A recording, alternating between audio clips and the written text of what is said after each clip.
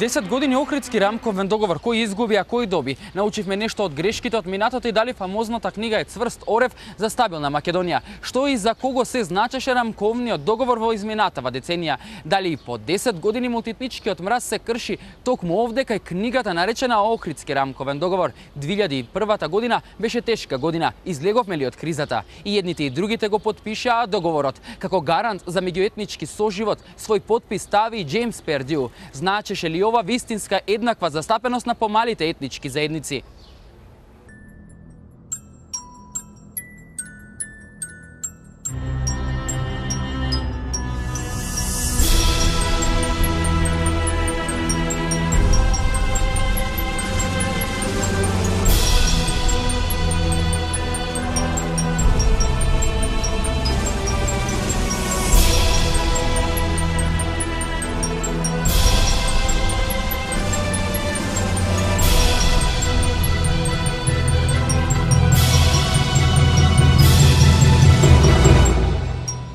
Кој го присвои Охридскиот рамковен договор, му требали доградба, каде се помалите етнички заедници во процесот на социјализација и вработување, како се вработуваат рамковните административци.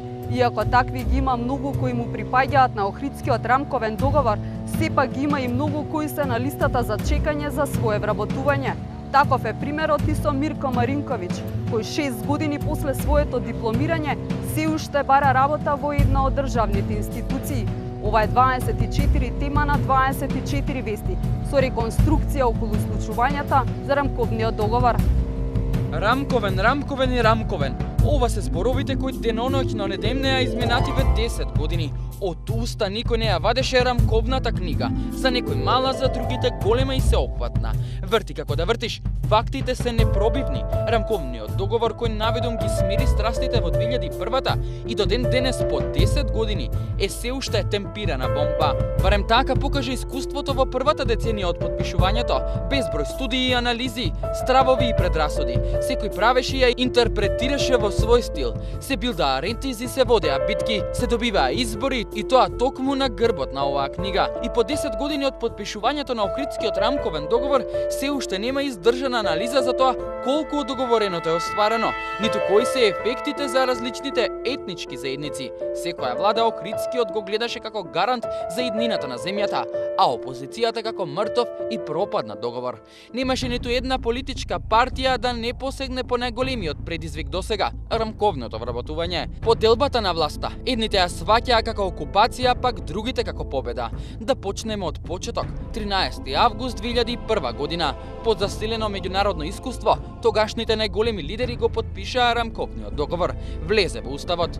Македонија ја збогати својата самостојност, независност, сувереност со стремежот за стабилна и функционална мултиетничка демократија, но суровото искуство го покажа спротивното. 10 години потоа, се уште го бараме душманот за тоа кој не присили на подписи. На неколку пати пукне и мултиетничкиот мраз во земјава.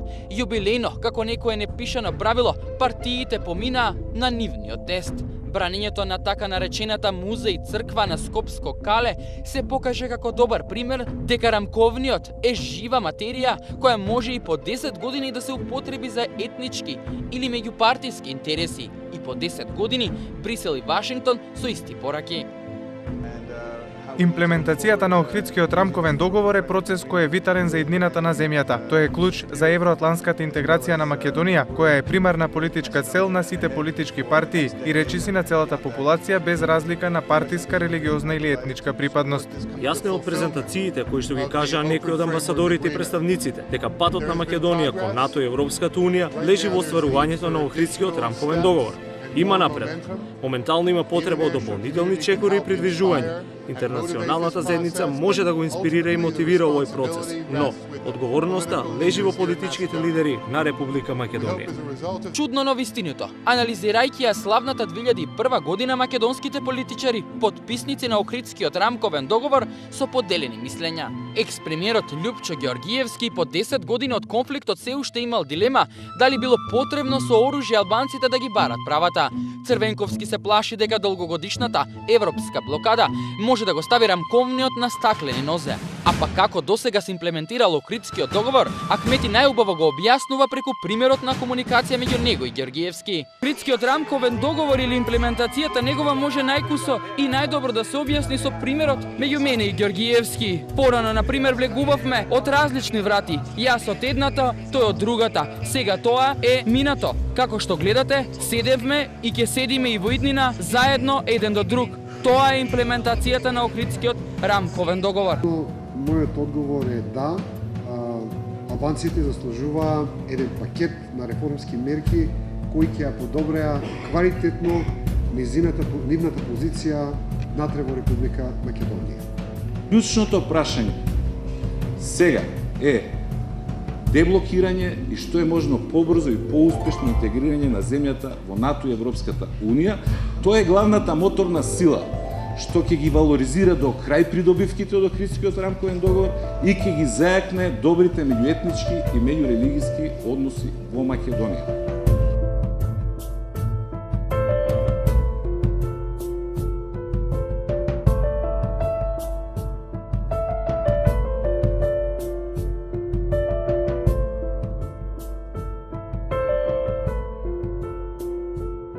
Ако после конфликтот рамковниот договор асоцираше на смирување на меѓуетничката топка, сега во оваа безпарица, штом споменеш рамковен, мислите одат на административни вработувања. Иако договорот и уставот гарантираат еднаква и правилна застапеност на сите заедници во земјава, примерите го покажуваат спротивното. Таква е барем сликата со 26 годишниот тетовец Мирко Маринковиќ, јавен административец, дипломирал пред 6 години, но никој не го вработува. 6 години дома, работи се, само не по струка и диплома. Ниту ден работен стаж, ниту динар административна плата. Со насолзени очи за 24 вести го раскажува патешествието со конкурсите, вработувањата, селекциите и игноранскиот однос на институциите. За него Охридскиот не важи. Аплицирал речиси секаде на сите конкурси за вработување, но наместо сериозно да ја разгледаат неговата диплома, бодови и способности, на Маринковиќ му посочиле да се откаже. Немало пари во администрацијата, за него таму немало иднина. Тој ја искуси и јавната тајна во земјата, дека зборот и класификацијата на кандидатите оди заедно со благослов од партијата на власт. Речиси нема амин без партиска книшка, вели тој. Дипломиран на Универзитетот на јавна администрација во ноември 2006 година. Од тогаш па натаму имам аплицирано на многу конкурси за прием во јавната администрација, државната администрација, но немам ниеднаш добино работно место. Значи, 5-та година веќе немам еден ден стаж во соодветната струка, на соодветно работно место. Сум работел како студент во лужувалници, во кафичи, се попатно, но ниеден ден во јавната администрација. Факт е дека јавната администрација во Македонија е партизирана, неефикасна и трома. Постојат повеќе фактори за тоа. Како прв би го навел споел системот на вработување, односно вработување по партиска линија, а не по заслуга. Како втор фактор, хиперпродукцијата на високо образован кадар во Македонија, а малку работни места, отварање на нови работни места. И трет фактор кој придонесува за тоа би ја навел власта. 6 години веќе, како што рековте, седите дома. На колку места сте аплицирали, ако може да ми појасните? Кои биле условно кажани пречките што ви биле објаснувани од луѓето од јавната администрација? Главните причини да не добивам работа, мислам дека се политичката припадност или неприпадност на одредена политичка партија или врски и пријатели до истите. Што би било кажувано таму? Посочено е како барање членство во одредена политичка партија, која во моментот е на власт, или препорака од партиски моќници. ги наречем. Каде и кога, на кое работно место би било тоа кажано? Тоа беше на апликацијата за работно место. Мислам дека беше нешто советник во секретарот за европски прашања во Скопје. Додав на еден многу не соработувачки однос од страна на службениците кои од мене вара буквално да се откажам сам. Па ме прашуваа зошто сум аплицирал, не ми се исплаќа, патните трошкови си ги сносам сам, мала е платата, кој те прати, каква те прати, со цел да се откажам да... Се откажавте тогаш? Да. Односно не се жалев на... не поднесов жалба на конкурсот од како беа истакнати вработените. На никое друго место до сега не сте се пожалиле за изборот? Се имам пожалено и контактирано до високи европски функционери во Македонија, представници на Европската заедница во Македонија, кои ми одговорија дека се запознаени со таквата ситуација во јавната администрација во Македонија, жалат за мојот случај, но се прогласија за ненадлежни во мојот случај како поединечен случај. Но тоа не е поединечен случај, истата судбина ја делат многу мои пријатели, колеги, не знам, можеби само 10% од моите колеги што завршивме заедно се вработени во јавната администрација. Рековте пред малку дека средното образование сте завршили во Стом. Која беше мотивацијата за да влезете на студии за јавна администрација? Мотивацијата беше тоа што после војниот конфликт во 2001 година во Тетово и во Македонија беа најавени големи реформи во јавната администрација, односно кратење на јавната администрација, реформи за ефикасна администрација, како сервис и услуга на граѓаните дека ќе работи и тоа. Но за жал администрацијата од година на година и од влада од мандат на мандат се зголемуваше се повеќе. Очигледно е да само албанци го користат баш онако како треба тој рамковниот договор, али од друга страна гледаме да не е ни то доволно, нели инсистират некои политички партии од албанскиот блок да се поништи рамковниот договор, затоа што сметат дека е многу тесно за заhtеви на албанците.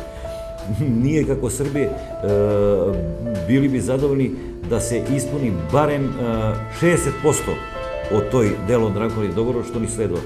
Али знаете како е, едноставно секоја партија која ќе да дојде на власт, ниједна не може да направи влада без тој албански фактор и тогаш логично да на нив се обрнува многу внимание, додека на други етнички заедници тоа е сосема занемарливо, што не сме едноставно да биде така. Јас сам изборен единица број 2, 7 место, што е пролазно место во оваа коалиција. И јас ќе да инсистирам, кога ќе влезам ќе инсистирам да едноставно не може така да биде, да сите сме равноправни граѓани во ова држава и према сите мора да се опходиме исто. Ако е рамковниот договор за албанци, тогаш е и за Срби, и за Роми, и за власи, и за турци. Со оглед на фактот дека постојниот изборен модел не оди во прилог на заедниците кои што се дисперзирани низ цела територија на Република Македонија, тоа не принудува да влегуваме во предизборни коалиции за да можеме да обезбедиме пратенички мандати во собранието и нормално учество во извршната власт. Тоа е и основниот мотив за влегување во коалиции и за да може и преку нив да се остварат одредени права и да се обезбеди присуство во законодавниот дом на извршната власт.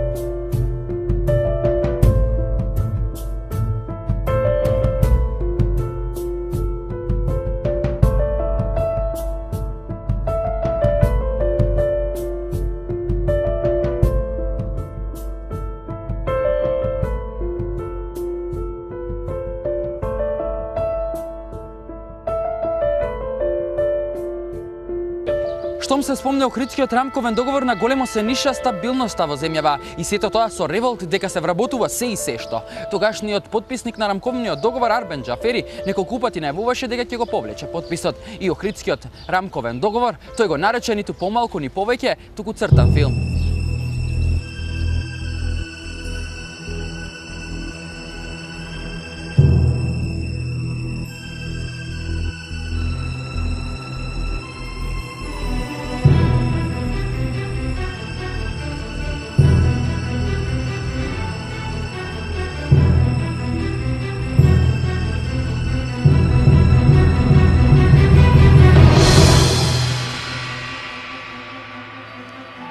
Но за да биде срамот поголем, покажува и следнова. Маринковиќ јавно зборува за 24 вести, дека нема влез во некое државно тело си додека кешот не заигра на врата. Треба пари, треба мито, вели тој. Сумата за обичен службеник се движела и до 2000 евра. Иако Маринковиќ е дел од фамозната книга Охридскиот рамковен договор, сепак за едни мајка, за други макеа, вели тој, посочувајќи дека не го вработиле досега само за тоа што е србин. Како знаете, сега ќе одмарам, ќе чекам работно место, се одморам од студиите. Не продолжив на постдипломски поради финансиски причини. Многу скапа е школувањето. Чекав шанса и да се отвори работно место некаде да аплицирам. Но втората и третата година веќе, како што повеќе аплицирав, се повеќе гледав дека помала е шансата без партиски пријатели и врски да се добие работно место. Во меѓувреме работев во кафеќи, во обложувалници, во такви некои работи, но сето тоа попадно беше до пред неколку месеци кога одлучив да одам во Авганистан, да си ја поварам среќата во Авганистан. Кратко престојував таму, за жал се вратив на моје големо разочарување и на радост на моите блиски поради здравствени причини. Сега повторно сум во Македонија, повторно ќе барам среќата тука. Нема да ја барам среќата тука, значи повторно сум во Македонија. Ќе продолжам да аплицирам, да следам конкурси, но доколку ми се покаже шанса за пак да одам на некој од западноевропските земји или некаде друго место, повторно би се одлучил за такво нешто. Но некаде сметам дека и тоа можеби се чувствувам и дискриминиран затоа што аплицирам како србин. Можеби до тоа е проблемот, не знам. Но ќе продолжам да конкурирам, да аплицирам секако, да. Вие пред малку ми кажавте дека кога станува збор за вработување во јавната администрација, постојат 2 или 3 клучни работи за влез во и онека гломазната администрација. Спомнавте дека без партиска книжка и мито не може. Имавте таков пример, се чуле за такво нешто? Да, сум чул дека се подметуваат. Постои тарифа за одредено работно место и тарифа која се наплаќа за тоа. Која е тарифата? Мислам дека од 1000 до 2000 евра. За која работа? За обична службеничка работа. Тоа е тарифата. И секако политичката припадност. Така. Вие би го направиле истото? Би го направил, да. Ќе влезете, ќе земете партиска книжка? Да. Не сметате дека искочуваме од европските и условно она што претендираме европските стандарди? Или кога стандарди? Ние само декларативно се залагаме за европските стандарди и вредности. Имавте ли ветување во минатото? Да, имав многу ветувања. За жал не се остварија ниедно од ветените работи не се оствари. А постојат и многу случаи каде што има луѓе кои се на платен список, работат во јавната администрација, државните управи, а нема место за нив, си земаат плата и дополнително работат нешто друго. Познавате овде во Тетовска? Да, познам. Јас ја сакам Македонија, би сакал да живеам во Македонија, да бидам патриот, но власта не се труди доволно да го потврди тоа. Не сакам да звучи песимистички многу, но сметам дека нема иднина за младите во Македонија, доколку продолжи со оваа политика. Тоа е очигледно да само предност имаат албански партии.